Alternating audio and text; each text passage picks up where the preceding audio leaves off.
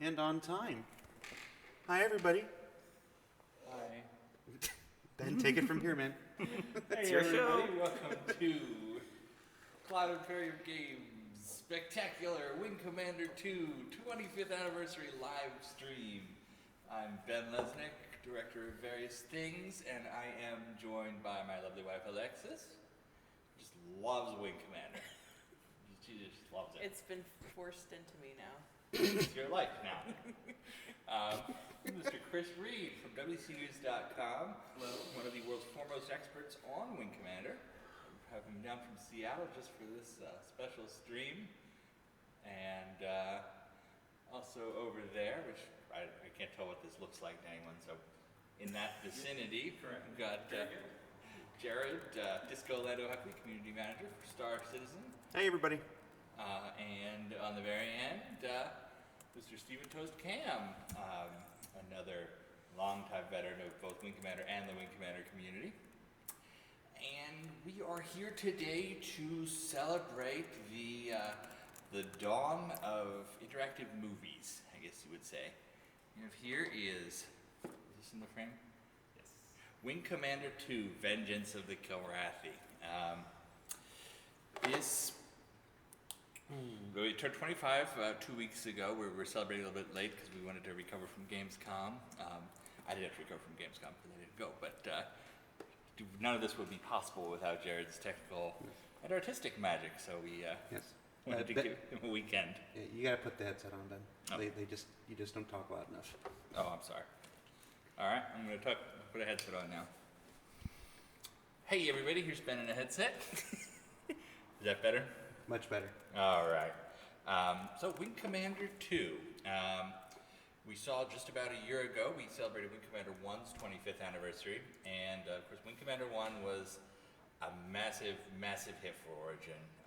It was like nothing else they'd ever put out before in terms of sales and just media attention and just the shift effect it had on the gaming industry. When they went into creating Wing Commander, it was intended as sort of a one-off thing. Chris Roberts had done a lot of one-off games. He did, Times of Lore, which was an RPG. He did a kind of Fallout style, it was before Fallout, but Fallout style post-apocalyptic action game called Bad Blood. He did a port of a soccer game at one point. He wasn't the space guy at that point. It was a thing he loved to do, and he had this great idea for a game, and he made it, but he figured he would go on to do something else. He was actually slated at one point to do an adaptation of Car Wars using the Wing Commander engine after Wing Commander 1 came out. They figured, Wing Commander 1 was so expensive to develop, we'll leverage the engine by creating other properties, and they were going to use Car Wars. They previously done Auto Duel with Steve Jackson Games, and they were going to do a new one with the Wing Commander 3D engine, not really 3D the way we think of it, but 3D engine. And instead, Wing Commander was the biggest thing in the world for a while, and they immediately went on to work on Wing Commander 2, Vengeance of the Kilrathi. If you recall from last year's stream, Wing Commander 1 is somewhat formulaic in terms of how it tells a story. They kind of built a base, and they told the story through that base. You fly a mission, you get debriefed, you learn a little bit about the war, you go to the bar, you talk to the bartender, you learn a little bit about the ship, you talk to the pilots, you learn a little bit about their lives while you're also learning how to play the game. Wing Commander 2 uses the same engine, the same talking heads, a lot of the technology they developed for Wing Commander 1, but it goes towards this interactive movie idea. Origin kind of hit on selling games as interactive movies when Wing Commander 1 came out. It was the closest thing to living through Star Wars at the time. And for Wing Commander 2, they decided we're going to go full cinematic. We're going to bring in these movie tropes. We're going to have different ways to tell the story using the same, talking head system, talking heads, cutscenes, and so on. So one of the things they spent that year doing was building their kind of storytelling engine to be much more free-form. Now you don't talk to a pilot. You get a cutscene. You can have cutscenes in flight, all with the goal of telling this Hollywood-style movie full of action and romance and treason and so on. And I think one of the reasons we're here today is because they succeeded so very well. We're going to be playing through Wing Commander 2 today. Wing Commander 1 was, for the winning track, 18 missions. Wing Commander 1 was sort of a triangle, and there were 40 missions in the game, but you only play through 18 if you're doing as well as you possibly can. You can have like a 25 mission playthrough if you're really terrible or something, but we played through 18. Wing Commander 2 still has losing track missions, but they're sort of a straight line. There's a winning version, losing version, winning version, losing version. It still has different missions. It still encourages people to go back and try the other missions someday, but there are not as many of them. 47 missions total. To win the game, you have to play through 31. So this is going to be... I'm very interested to see how long this takes. I feel like the missions in Wing Commander 2 go by a little bit quicker, but there are certainly almost twice as many of them. It took us about 9 hours for Wing Commander 1 back then. So to my good friends who have volunteered to come in on the weekend for this, thank you very much, and I'm sorry. So Wing Commander 2 is obviously a Chris Roberts game. It says so right there, a Chris Roberts game. It was developed by a number of the folks who came on around Secret Missions 2. The story is by Stephen Beeman, who he was the credited director of this motion, full motion, not full, I'm already tumbling over. It's been a while since I've done this, I'm sorry. So he was the director of the movie of Wing Commander 2. He and the woman who he would eventually marry, Ellen Guan, who wrote the story for Secret Missions 2 and the first Wing Commander novel, Freedom Flight. She did the script, and it definitely has this unique feel to it that, well, you'll see. At the same time, shortly after this game was kicked off, Chris started working on another game, initially called Air Commander. It would eventually become Strike Commander, and it would take a little bit longer than they expected. But he was working on both of these games at the same time for a while, which I can't really imagine doing. It's also interesting, this was a full year. It was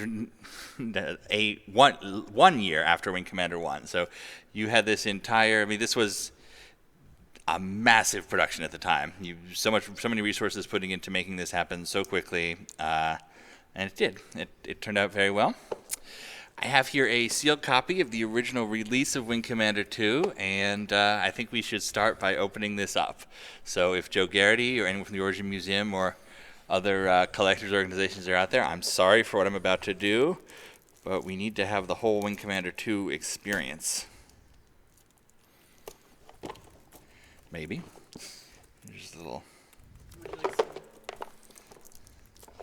I'm so weak. You want me to get it started? Yes, why don't you get it started for me? Okay. Open that pickle jar. There you go. Okay, well, I warmed it up. Yeah, that's a good response. Okay, who wants to smell some air from 1991?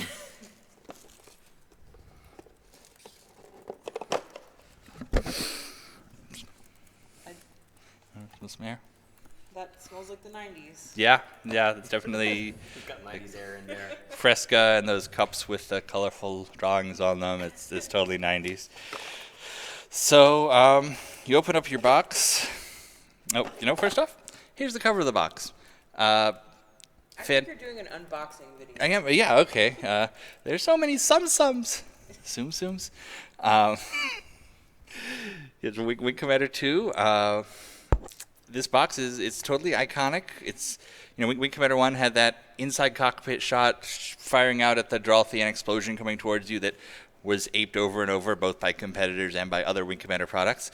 Wing Commander 2 is the same way. If you look at the cover to Wing Commander End Run, the second novel, it's exactly the same image with a different ship and a different ship.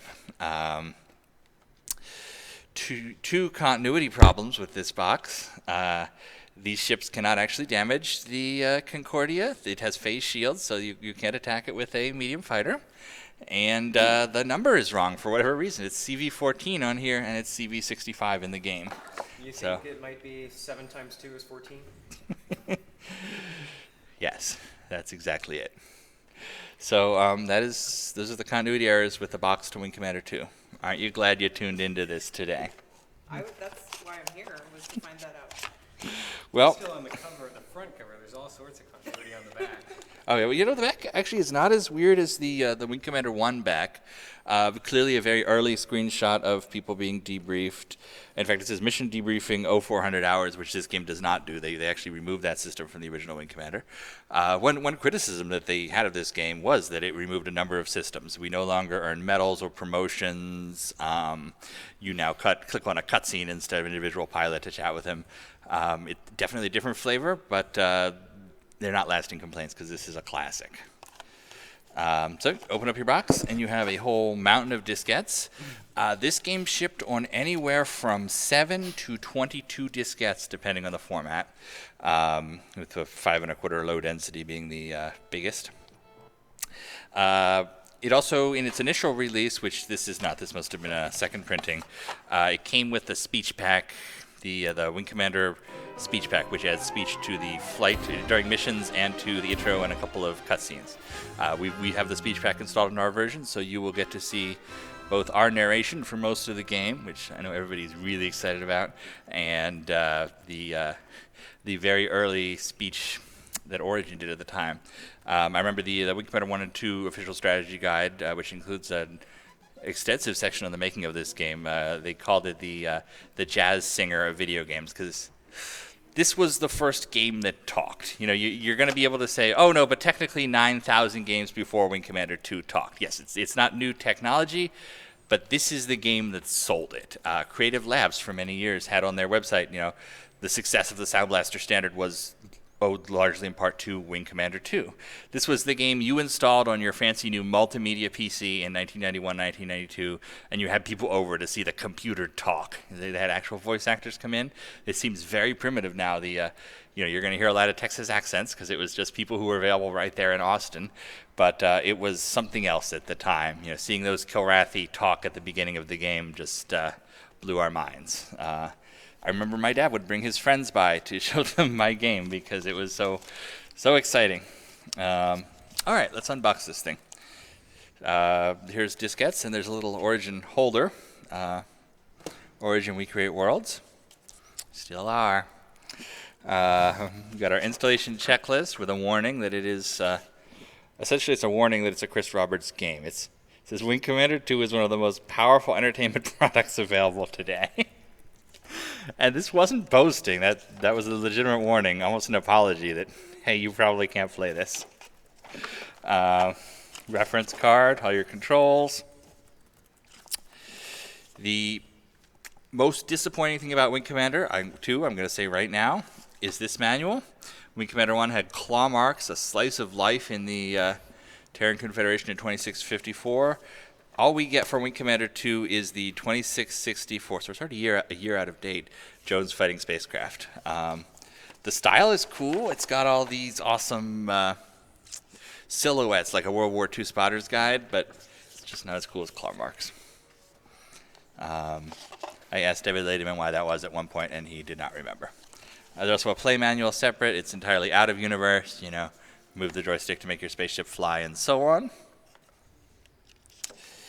Oh, here is an open letter to Origin customers. Listen to the first sentence of this one. Origin's Wing Commander 2 is more incredible than any game you have ever played. So that's from Robert Garriott, president of Origin at the time, Richard's brother. And it's just an ad for Wing Commander stuff. All the secret missions in the official guide. Disk exchange form. Nothing was more embarrassing than getting home and finding out you'd bought the high-density version when you only had a low-density drive. So you could send this and a couple bucks to Origin and they'd swap out your disks. Business replay card. You know, you always talk to people like, oh, I won a prize from filling in one of these. I certainly never did. And an Origin catalog for 91-92. Which does lend credence to this being a re-release because this, I think, has Privateer in it. Oh, no, this is an earlier version. Okay. So that's what's in the box to Wing Commander 2.